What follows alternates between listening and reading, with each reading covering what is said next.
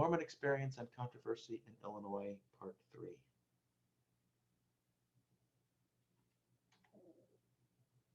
Illinois offered asylum to the Mormons. Smith and other leaders of the church, though, were jailed in Missouri, but eventually Smith escaped to Illinois. Smith and the Mormons survived the winter in Quincy, largely based on the charity of city residents. 70 miles upstream, at a bend in the Mississippi River, the Mormons bought land on contract, and Smith founded Nauvoo.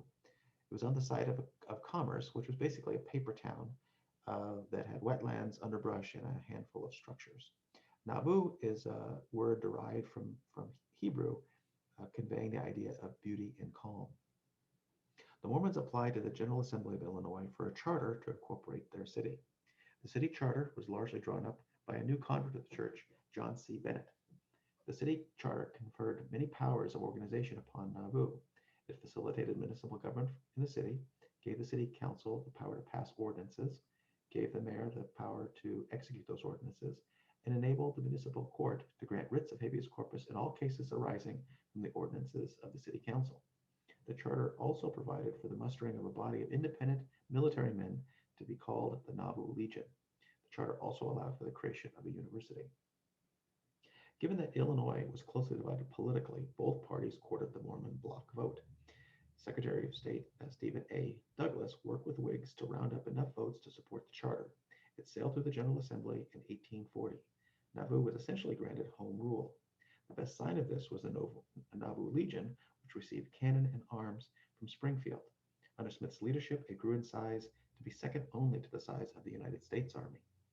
Smith plotted the town into 4-acre blocks, divided into 4 lots so that each family could have space for gardens, fruit trees, and domesticated animals. And he began to organize work to drain the wetlands. Though many of the Mormons gathering in Nauvoo were destitute, more and more converts arrived, many from the Northeast and the British Isles, where 9 of the church's 12 apostles were engaged in missionary conversion. By 1842, Hancock County had a Mormon population of 16,000, with most living in Nauvoo. There was other Mormon-sanctioned towns on the Illinois side of the river that had, in total, maybe several hundred people. On the Iowa side, there were more Mormons resided there, so several hundred more Mormons. Here is a picture of Nauvoo, a drawing of Nauvoo during its heyday on the Mississippi. It was striving to be a riverboat town. And then here's an actual photograph of the town. Now, despite the city's growth, it was not successful economically. In an effort to make the town a trading center, just never really materialized. In many respects, it was kept economically solvent through contributions by converts in other parts of the U.S. and other countries. The chief occupations at Nauvoo were farming and construction. Land speculation was another means to earn income.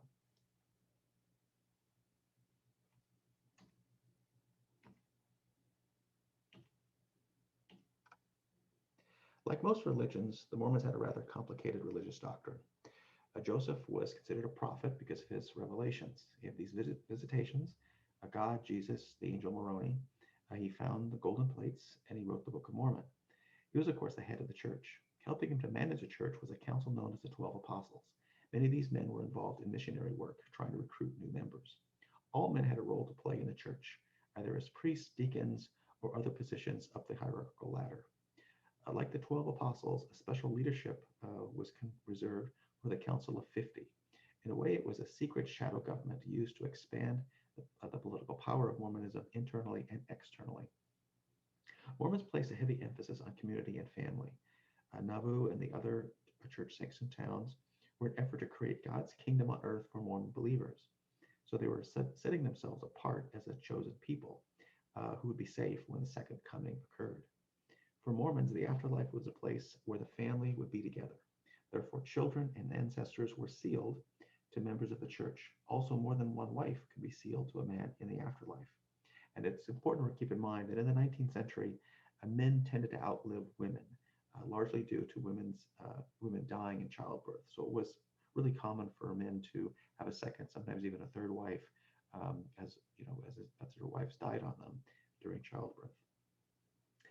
So baptism of the dead, celestial marriage, and the Nauvoo temple are really important elements of the Mormon faith. So baptism of the dead is an effort to baptize relatives who have died before the rise of Mormonism. This gave them a chance to be granted salvation. Celestial marriage meant that a husband's wife was sealed to him in the afterlife, and any subsequent wife that he had would also be his wife in heaven. It's sketchy as to when this doctrine gave way to plural marriage in the present life, but we do know that it was restricted to the leaders of the church. In fact, Smith denied its existence for some time.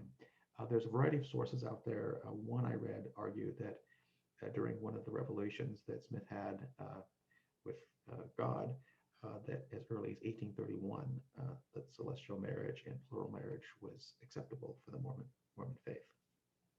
The Nauvoo Temple was necessary for Mormon religious rites. So construction began in 1841, but was not completed until just before the Exodus in 1846. And so here's a couple of images of the temple. So that's an actual picture of it.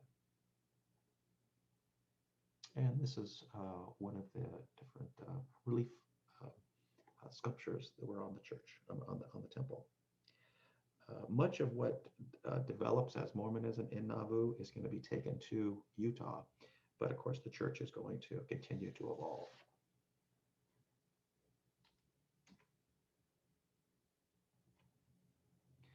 The Mormons were not separatists in the sense that other utopians are. They did want to create a growing kingdom of God on earth, and in a sense, they wanted to infiltrate political and social institutions for religious goals. For them, it was the absence of God in government that was the problem. They wanted to put God back into government. And of course, this was antithetical to the basic American notion of separation between church and state. And theocracy in the United States never really prospered outside of what the Puritans were able to do in early colonial New England. And it wasn't going to go very far in Midwestern states, or I should say Western states, because there was no far West just yet, in the 1830s and 1840s. But the goal for Mormons was theocracy.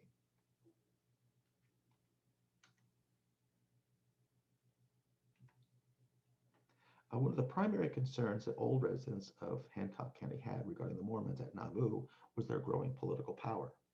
The Mormon Power Center at Nauvoo stimulated the creation of an anti-Mormon coalition in Hancock and surrounding counties. The focal point of contention was the Nauvoo City Charter. Under its provisions, the mayor not only executed city laws, he helped to create them. He could also be head of the municipal court. And at one time, Joseph Smith was mayor, the head of the court, and also the leader of the church. Included in this concern was alleged criminal behavior of Mormons. Gentiles, otherwise non-Mormons, accused Mormons of robbery, arson, and even murder. These supposed criminals, these supposed criminals found sanctuary in favorable court proceedings in Nauvoo. Joseph, while he was in Nauvoo, had a warrant out for his arrest from Missouri, one for treason, and later another one for conspiracy to assassinate Governor Boggs. There seems to be some very good evidence that his personal bodyguard, Orrin P. Rockwell, shot Boggs. He was arrested but acquitted of the crime. I do actually have a picture of Boggs. Picture of Rockwell. Joseph's court was definitely not going to allow for extradition of Joseph Smith back to Missouri. Another issue surrounded the Nauvoo Legion. In equipment, discipline, and training, it was recognized as a formidable military machine. The non-Mormons of Hancock County, who were already outnumbered at the polls and concerned about the population growth in Nauvoo, saw the Legion as a threat to their safety. Mormons tried to reassure Gentiles that the Legion was only a defensive institution.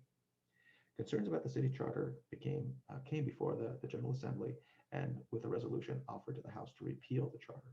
William Smith, brother of Joseph, representing Hancock County, fought the repeal effort by arguing that in effect Nauvoo had no greater powers than many other cities in Illinois, and reminded the legislature that Hancock County had given 1,000 votes, presumably Mormon, to Governor Ford and the Democratic Party in the recent election.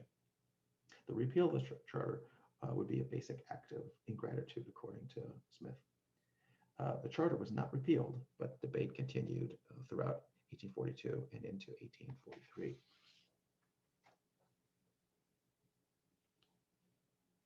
Helping to stir the fires of anti-Mormonism was John Bennett. Though he was the first mayor of Nauvoo and head of the Legion, he was excommunicated from the church on the grounds of immorality. In 1842, he began a campaign to discredit Smith and the church, first in letters to the Sacramento Journal in Springfield, and later that year in book form. Bennett accused Smith and the church of immoral behavior and treasonable political ambitions.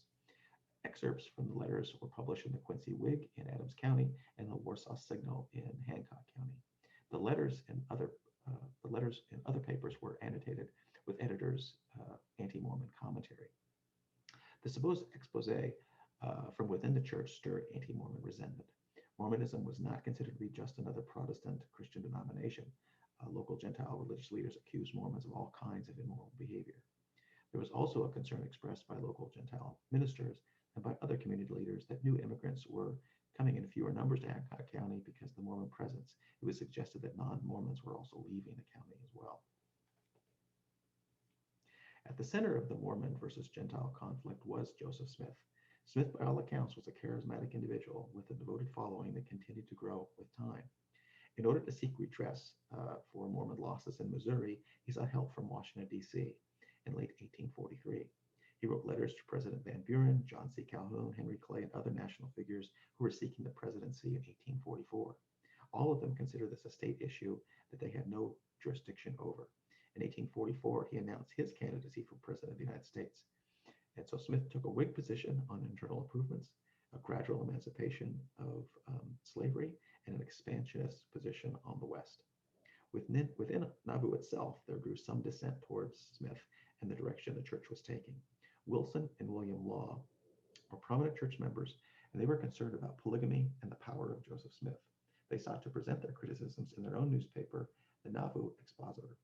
In their first and only issue, which was June 7th, 1844, they claimed that Smith had a revelation approving celestial marriage and plural wives, and that this doctrine was being secretly taught and practiced. The editors promised further revelations of the true conditions at Nauvoo in forthcoming issues. Moreover, during the previous month, Wilson Law, who had been suspended from the Legion, sought and was granted a grand jury indictment in Carthage, which was the county seat, against Smith for polygamy. Smith and other leaders of the church were outraged by this dissident newspaper. The Laws fled to Carthage for protection. At a hastily convened city council meeting, with Smith presiding, the Laws and their followers were tried in absentia for disturbing the peace. The city council decreed that the newspaper should be destroyed, which it was, at least the printing press was.